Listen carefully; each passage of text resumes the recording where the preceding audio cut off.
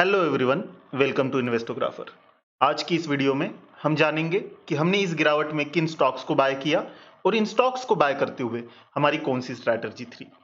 पर उससे पहले अगर आपने इस यूट्यूब चैनल को सब्सक्राइब नहीं किया है तो जल्दी से सब्सक्राइब कीजिए और साथ ही साथ बेल आइकॉन को दबाइए ताकि आपको हर नोटिफिकेशन मिलती रहे। और अगर आपने इस यूट्यूब चैनल को ऑलरेडी सब्सक्राइब कर रखा है तो इस वीडियो को लाइक कीजिए और कमेंट सेक्शन में लिखिए वी आर दी इन्वेस्टोग्राफर्स। तो चलिए शुरू करते हैं। पर उस स्टॉक्स की तरफ जाने से पहले हम जरा निफ्टी को देख लेंगे कि निफ्टी में हो क्या रहा है। आज जिस तरह की कैंडल निफ्टी ने बनाई है वो काफी बुलिश कैंडल बनाई है। अगर हम यहाँ पे देखें तो ये 1 आवर की एक रेजिस्टेंस ट्रेंड लाइन बन रही थी जो निफ्टी को बार बार रिजेक्ट कर रही थी। अगर हम 1 आवर पे देखें, 1 आवर कैंडल स्टिक्स पे हम अगर जाकर देखें तो इस ट्रेंड लाइन से आपको निफ्टी बार बार रिजेक्ट होता हुआ दिखाई दे रहा होगा। आज इसी ट्रेंड लाइन को निफ्टी ने हेवी वॉल्यूम के साथ तोड़ने का काम किया है। तो अब इसके बाद क्या हो सकता है? तो अब इसके बाद जो है नेक्स्ट रेजिस्टेंस लेवल जो आपको देखने को मिलेगा निफ्टी में वो रहेगा 17,600 का। और अगर हम यहाँ पे ध्यान से देखें तो 17,600 के आसपास ही 50 डे और 20 डे मूविंग एवरेज भी है। तो ये 17,600 का एक रेजिस्टेंस जोन जो है वो काफी ज्यादा इंपॉर्टेंट रेजिस्टेंस जोन बन जाता है। और अगर हम उसके ऊपर निकलने के लिए हमें सक्सेस मिल जाता है तो फिर यहां से हम ट्रेंड रिवर्सल हो गया ऐसे मान सकते हैं। तो देखने वाली बात होगी आने वाले कुछ दिनों में क्या हम 17,600 के रेजिस्टेंस लेवल्स को तोड़ पाते हैं या फिर हमें यहां से फिर से एक बार एक रिट्रेसमेंट देखने को मिलेगा। तो चलिए अब जाते हैं उन स्टॉक्स की तरफ जिनमें मैंने बाइंग की है। पर उन स्टॉक्स की तरफ जाने से पहले थोड़ा सा मैं मेरी साइकोलॉजी बता देता हूं कि कैसी थी इन स्टॉक्स को बाय करते समय। इस गिरावट में मैंने जिन स्टॉक्स को सबसे पहले बाय किया वो स्टॉक्स नो ब्रेनर स्ट्रैटेजी के तहत मैंने बाय किए। अगर आप नो ब्रेनर स्ट्रैटेजी को जानना चाहते हैं तो वो स्ट्रैटेजी कहती है कि उन कंपनियों में बाय करो जो टू बिग टू फेल होगी। मतलब ऐसी कंपनियां जो फेल होना काफी ज्यादा मुश्किल है और जिनमें पैसे लगाने के लिए आपको दिमाग लगाने की जरूरत नहीं है। इसीलिए इस स्ट्रैटेजी का नाम भी जो है नो ब्रेनर स्ट्रैटेजी रखा गया है। तो मैंने इसी स्ट्रैटेजी के तहत सबसे पहले जो है टीसीएस में बाइंग की है। और अगर हम टीसीएस का चार्ट देखें तो टीसीएस के चार्ट में काफी बढ़िया डाउन ट्रेंड हमें देखने को मिला था। ये जो रैली थी आईटी की वो खत्म होने के बाद बहुत बढ़िया डाउन ट्रेंड हमें देखने को मिला था। और यहाँ पे जो है डबल बॉटम पैटर्न जैसा पैटर्न बनाकर टीसीएस ने 3570 का जब ब्रेकआउट दिया तो वहां पे मैंने हेवी बाइंग टीसीएस में की है। अब क्या हो सकता है टीसीएस में? तो टीसीएस का अगर हम चार्ट पैटर्न देखते हैं तो काफी ज्यादा चांसेस है कि टीसीएस यहां से थोड़ा सा ऊपर जाकर रिट्रेस करे और फिर 3570 का सपोर्ट लेकर यहां से एक बाउंस बैक हमें देखने को मिले और फिर जो है अगली रैली यहां से स्टार्ट हो। तो ये एक पॉसिबिलिटी है टीसीएस में। पर मैंने टीसीएस को पूरी तरह से यही बाय नहीं किया। अगर आप सपोर्टर्स क्लब के मेंबर हो तो आपको पता होगा कि हमने इस लेवल पर 30 to 40% टीसीएस को ऐड ऑलरेडी कर रखा था। और इसके पीछे का रीजन था कि काफी कम यहाँ पे हमें रिस्क दिखाई दे रहा था। वो क्यों? क्योंकि अगर हम नीचे देखते हैं तो 3352 का एक सपोर्ट जोन हमें दिखता है, उसी के नीचे 200 डे मूविंग एवरेज का सपोर्ट जोन दिखता है और अगर उसके जस्ट थोड़ा और नीचे जाते हैं तो 3223 का एक सपोर्ट जोन हमें दिखता है। तो इतने सारे सपोर्ट टीसीएस में थे, उस वजह से टीसीएस बहुत ज्यादा नीचे जाने के चांस जो थे वो काफी कम थे और इसीलिए हमने इस जोन में जो है टीसीएस को अच्छे खासी क्वांटिटी में बाय किया और उसके बाद हम रुके रहे जब तक टीसीएस ने ब्रेकआउट नहीं दिया। और जब ब्रेकआउट दिया तो यहां पे हमने और ज्यादा टीसीएस को ऐड किया और अब जब ये रिट्रेस करेगा और ऊपर बाउंस बैक देगा उसके बाद हम और इसमें बाइंग के लिए चांस ढूंढेंगे। तो ये पहली कंपनी थी जिसमें मैंने इस गिरावट में बाइंग की। इसके अलावा उसी नो ब्रेनर स्ट्रेटजी के तहत मैंने एचडीएफसी लाइफ इंश्योरेंस में भी बाइंग की है और ये बाइंग जो है मैंने आज ही की है। अगर आप देखते हो एचडीएफसी लाइफ इंश्योरेंस को तो ये काफी दिनों से कंसोलिडेशन में चल रहा है। ये मेरी जो बाइंग है वो कम से कम 7 से 10 साल के लिए रहेंगी। तो इसीलिए जब ये निचली लेवल्स पे आ गया था और यहां से जब उसने पहला बाउंस बैक दिया था तो यहां पे मैंने थोड़ी सी बाइंग की थी एचडीएफसी लाइफ इंश्योरेंस में। पर आज जिस तरह से इसने 700 का जो लेवल है वो तोड़ा है, उसके बाद मैंने और थोड़ा इसमें ऐड किया है। हालांकि बहुत ज्यादा मैंने अभी तक इसमें ऐड नहीं किया है, क्योंकि ऑलरेडी मेरे पास अच्छी खासी क्वांटिटी में और नीचे की लेवल्स पर मेरी ऑलरेडी बाइंग हो चुकी है। पर ये स्टॉक ऐसा है, जब भी आपको नीचे की लेवल्स पर मिले लेने का मन करता है, क्योंकि बिजनेस इसका जो है और आने वाला फ्यूचर जो है लाइफ इंश्योरेंस सेक्टर का, वो काफी ज्यादा प्रॉमिसिंग लग रहा है हमें, और इसीलिए मैंने एचडीएफसी लाइफ में भी इस गिरावट में थोड़ी बहुत बाइंग की। इसके अलावा इसी का जो पीयर है एसबीआई लाइफ, इसमें भी मैंने थोड़ी सी बाइंग की है, और अगर आप देखते हो तो इसका भी जो चार्ट पैटर्न है सिमिलर एचडीएफसी लाइफ के जैसा है। हालांकि मुझे पता है कि यहां से एक ट्रेंड लाइन हमें बनते हुए दिखाई दे रही है, जिसका रेजिस्टेंस लेकर जो है एसबीआई लाइफ नीचे जा सकता है। पर जब ये 20 और 50 डे मूविंग एवरेज के ऊपर आया और मुझे यहाँ पे थोड़ा सा वॉल्यूम भी नॉर्मल की तरफ आता हुआ दिखाई दिया, उसके बाद मैं अपने आप को रोक नहीं पाया और मुझे लगा कि इसमें थोड़ी बहुत बाइंग की जा सकती है। मैंने इसमें टोटल जितने पैसे डालने हैं उसके बस 5% की बाइंग की है, क्योंकि यहाँ पे क्लियर एक ट्रेंड लाइन है जिसका रेजिस्टेंस एसबीआई लाइफ जो है आने वाले दिनों में ले सकता है। पर अगर कल इस रेजिस्टेंस लेवल को एसबीआई लाइफ तोड़ता है और उसके बाद रिट्रेस करके बाउंस बैक देता है, तो मैं यहाँ पे फिर एक और हेवी बाइंग के लिए एसबीआई लाइफ में जो है देख सकता हूं। तो ये थर्ड स्टॉक था जिसमें मैंने इस गिरावट में बाइंग की है। इसके अलावा जो फोर्थ स्टॉक है और जो आखिरी स्टॉक है जिसमें मैंने इस गिरावट में बाइंग की है वो है एचडीएफसी बैंक। तो एचडीएफसी बैंक के बारे में अगर मैं आपको बताऊं तो एचडीएफसी बैंक गिरते हुए 200 डे मूविंग एवरेज पर आया था, और मैंने सपोर्टर्स क्लब में सबको कहा था जब ये 1522 के ऊपर निकले वहां पे हम थोड़ा इसको बाय करेंगे। क्यों ऐसा था? क्योंकि अगर हम इसका चार्ट पैटर्न देखते हैं तो ये एक कंसोलिडेशन जोन रहा है एचडीएफसी बैंक के लिए, और इस लेवल के अगर ऊपर निकलता है एचडीएफसी बैंक तो हमें यहां से एक अच्छी खासी रैली देखने को मिल सकती है। हालांकि अभी भी 50 डे मूविंग एवरेज इसके ऊपर है और उसका रेजिस्टेंस लिया जा सकता है, पर रिस्क लेवल अगर हम देखें 50 डे मूविंग एवरेज से रेजिस्टेंस लेकर तो बस वो बहुत छोटी सी है, क्योंकि 1520 पर इसको फिर से एक बार सपोर्ट मिलता हुआ हमें देखने को मिलेगा, जैसे यहाँ पे देखने को हमें मिला था, जैसे यहाँ पे हमें देखने को मिला था, तो वैसा ही सपोर्ट यहाँ पे भी देखने को मिल सकता है। इसलिए मैंने बिल्कुल छोटी सी बाइंग जो है एचडीएफसी बैंक में की है। तो ये चार स्टॉक थे जिनमें मैंने इस गिरावट में इनिशियल बाइंग की है, जो कि नो ब्रेन ब्रेनर स्ट्रेटजी के तहत मैंने इस बाइंग को किया है।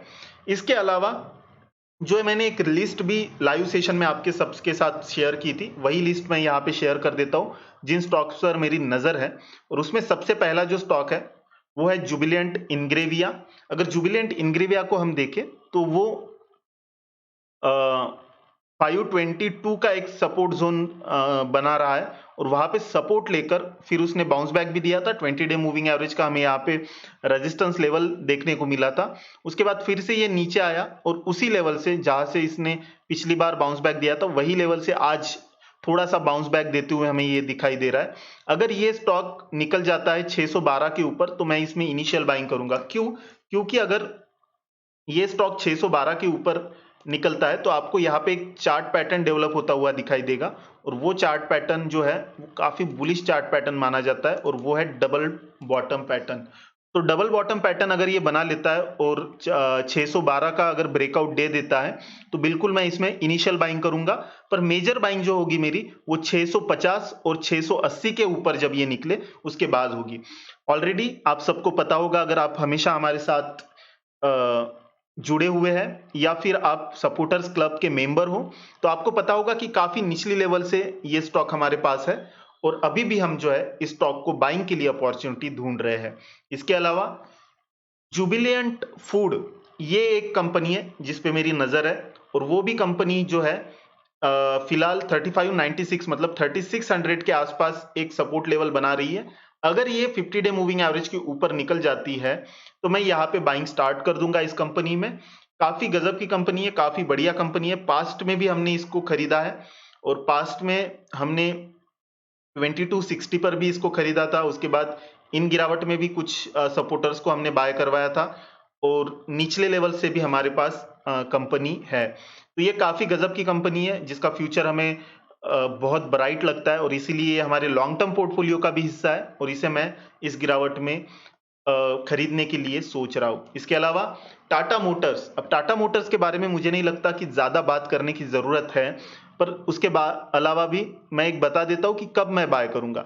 टाटा मोटर्स को मैं ऊपर जाने के बाद बाय नहीं करूंगा। तो टाटा मोटर्स में जो मेरी स्ट्रैटेजी है वो थोड़ी उल्टी है। अगर टाटा मोटर्स इस लेवल का, ये जो कंसोलिडेशन लेवल बना रहा है टाटा मोटर्स, इसका ब्रेकडाउन दे देता है और 435 को भी तोड़ देता है और उसके बाद अगर मुझे टाटा मोटर्स यहां कहीं मिलता है 100 डे मूविंग एवरेज के आसपास, मतलब 400 के आसपास, तो वहां पे मैं बाइंग करने के बारे में सोचूंगा टाटा मोटर्स को। पर अगर वहां पे नहीं मिलता है तो ऑलरेडी मेरे पास टाटा मोटर्स की काफी बढ़िया क्वांटिटी है, तो मैं उसमें और बाइंग नहीं करना चाहूंगा। नेक्स्ट स्टॉक जो है उसमें है बालकृष्णा इंडस्ट्रीज। अगर आप लोगों को पता हो तो टायर्स बनाने का काम करती है बालकृष्णा इंडस्ट्री और बहुत ही बढ़िया कंपनी है। ऑटो सेक्टर, ऑटो इंसलरी से रिलेटेड कंपनी है। तो बहुत ही बढ़िया कंपनी है और इसे भी मैं जो है बाइंग करने के बारे में सोच रहा हूँ। काफी दिनों से कंपनी ने बाइंग के लिए कोई चांस नहीं दिया था, हालांकि यहाँ पे दिया था पर ये हमारे हाथ से छूट गया था चांस। हमने पिछली बार इस कंसोलिडेशन जोन में कंपनी को काफी ज्यादा खरीदा है और उसके बाद हमें एक अच्छी खासी रैली भी देखने को मिली।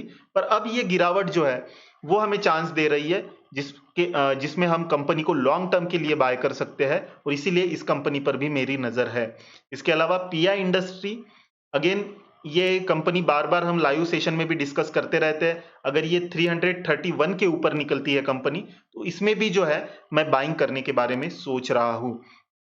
नेक्स्ट कंपनी जो है वो है हिंदुस्तान यूनिलीवर। हिंदुस्तान यूनिलीवर को अगर हम देखें तो हिंदुस्तान यूनिलीवर 23-24 का जो एक सपोर्ट फिलहाल ले रही है और वहां से बाउंस बैक देने का काम कर रही है। मुझे अभी भी कॉन्फिडेंस नहीं आ रहा है कि हिंदुस्तान यूनिलीवर यहां से ही बाउंस बैक दे देगा, इसलिए मैं थोड़ा इसमें रुकना चाहता हूं। और जब ये कंपनी कम से कम 2438 के ऊपर निकल जाएगी, मतलब अपने 200 डे मूविंग एवरेज के ऊपर निकल जाएगी, उसके बाद मैं इसमें इनिशियल बाइंग करूंगा और मेजर बाइंग के लिए मैं 2473 के लेवल को ब्रेक करने का इंतजार करूंगा। तो जब ये कंपनी इन लेवल्स के ऊपर निकलेगी तभी मैं इसमें बाइंग करूंगा। बाकी छोटी सी क्वांटिटी जो है मैंने यहाँ पे बाय की थी इस जोन में, बहुत छोटी सी क्वांटिटी थी वो, पर उसके बाद कंपनी ने ब्रेकडाउन दिया और 23-24 का सपोर्ट जो है उसको अब फिलहाल कंपनी टेस्ट करती हुई हमें दिखाई दे रही है। इसके बाद जो कंपनी है वो एसबीआई लाइफ है और इसमें मैंने बाइंग की है और बताया भी है मैंने मेरी स्ट्रैटेजी क्या रहेगी, तो मैं इस पर फिर से एक बार नहीं जाना चाहूंगा। नेक्स्ट कंपनी एचडीएफसी लाइफ है, इस पे भी हमने ऑलरेडी बात कर चुके हैं। इसके बाद जो कंपनी आती है वो आती है बजाज फाइनेंस। अगेन ये भी जो कंपनी है तो नो ब्रेनर टाइप कंपनी है और इस कंपनी को जो है मैंने अभी तक इस गिरावट में बाय नहीं किया है। मैं इंतजार कर रहा हूं कि कंपनी जो है वो इस लेवल को तोड़े, 7334 के लेवल को अगर तोड़ देती है कंपनी, उसके बाद जो है मैं इसमें बाइंग के लिए शुरुआत करूंगा। क्योंकि दो रेजिस्टेंस जोन अगर हम देखें तो यहाँ पे एक क्लियर रेजिस्टेंस है प्राइस वाइज, और अगर ईएमए के हिसाब से देखें तो 50 डे मूविंग एवरेज का एक इंपॉर्टेंट रेजिस्टेंस जोन उसी लेवल पे है। तो इस रेजिस्टेंस के ऊपर जाने के बाद जो है मैं बजाज फाइनेंस में बाइंग के लिए देखूंगा। इसके अलावा आईसीआईसीआई बैंक है, जिस पर हमने मुहूर्त ट्रेडिंग में भी इसको बाय किया था। अभी हमारा इस पे वॉच है, ये जैसे ही 50 डे मूविंग एवरेज के ऊपर निकल आती है हम इसमें बाइंग करना शुरू कर देंगे और मेजर बाइंग जो होगी इसमें वो होगी 764 के ऊपर। तो ये एक बैंकिंग सेक्टर की अगेन कंपनी है। आपको पता होगा कि अगर इंडिया को ग्रो करना है तो उसमें सबसे बड़ा हिस्सा जो है वो बैंकिंग सेक्टर का होगा और धीरे धीरे जो है बैंकिंग जो गवर्नमेंट बैंक से है मार्केट शेयर प्राइवेट बैंक्स खुद की तरफ कैप्चर कर रही है। तो ऐसे में जो है प्राइवेट बैंक्स की आने वाले 5-6 साल में आपको अच्छी खासी ग्रोथ होते हुए दिखाई दे सकती है, क्योंकि मार्केट शेयर इनका बढ़ता है तो शेयर प्राइस भी बढ़ेगा। तो ऐसे में इसलिए हम जो है बैंकिंग सेक्टर में अच्छा खासा दाव इस बार खेलने जा रहे हैं। इसके अलावा नौकरी पर भी मेरी एक नजर है जिसको मैं देख रहा हूं, और नौकरी फिलहाल मैं बाय करने के मूड में नहीं हूं। नौकरी जब 6131 के ऊपर निकले उसके बाद ही मैं नौकरी में बाइंग के लिए देखूंगा। नेक्स्ट जो कंपनी है वो है एचडीएफसी बैंक। अगेन इस पर भी हमने डिस्कशन कर रखा है और मैंने मेरी स्ट्रैटेजी बता दी है, तो इसलिए मैं फिर से इसमें टाइम आपका वेस्ट नहीं करना चाहूंगा। स्ट्रैटेजी यही रहेगी कि 1522 का ब्रेकआउट डे, उसके बाद ऊपर जाए, 50 डे मूविंग एवरेज का रेजिस्टेंस ले, रिट्रेस करे, 1522 का सपोर्ट ले और वहां से बाउंस बैक दे। वहां से मैं बाय करने के बारे में, इसको और ज्यादा ऐड करने के बारे में सोचूंगा। अगेन टीसीएस, जिसको मैं बाय करना शुरू कर दिया है और टीसीएस ने अब परफॉर्म भी करना शुरू कर दिया है। इसके अलावा जो नेक्स्ट कंपनी है वो है गैलेक्सी सर्फेक्सेंट। अगेन बहुत ही बढ़िया केमिकल सेक्टर से रिलेटेड कंपनी है और फिलहाल जो है इस ट्रेंड लाइन का रेजिस्टेंस लेकर कंपनी कंटिन्यूअस बेसिस पर गिर रही है। जब ये कंपनी इस ट्रेंड लाइन को तोड़ेगी उसके बाद मैं इस कंपनी में बाइंग के लिए सोचूंगा। अभी बस इस पर मैं वेट एंड वॉच के मूड में हूं। और आखिरी जो कंपनी है वो कंपनी है वेदांता लिमिटेड। वेदांता लिमिटेड का अगर चार्ट पैटर्न आप देखते हैं तो चार्ट पैटर्न बहुत ही बढ़िया दिखाई दे रहा है। रनअप, उसके बाद रिट्रेसमेंट और फिर से एक बार रनअप और रनअप का रिट्रेसमेंट दे रहा है। अगर ये यहां से बाउंस बैक देती है तो मैं इसको स्विंग ट्रेड के लिए लूंगा, ना कि लॉन्ग टर्म के लिए। तो स्विंग ट्रेड के लिए मैं इस कंपनी को देख सकता हूं आने वाले दिनों में, अगर ये यहां से बाउंस बैक देती है तो ये कंपनियां थी जिन पर मेरी फिलहाल इस गिरावट में नजर है। और इनमें से जो वेदांता छोड़कर बाकी कंपनियां थी वो मैं लॉन्ग टर्म के लिए बाय करूंगा। और वेदांता जो है, हो सके अगर चार्ट पैटर्न अच्छा बने तो मैं स्विंग ट्रेड के लिए बाय करूंगा। अगर आपको ये वीडियो पसंद आया है तो इस वीडियो को लाइक कीजिए, कमेंट सेक्शन में लिखिए वी आर द इन्वेस्टोग्राफर। मैं मिलता हूं ऐसे ही अगले वीडियो में, तब तक के लिए बाय बाय।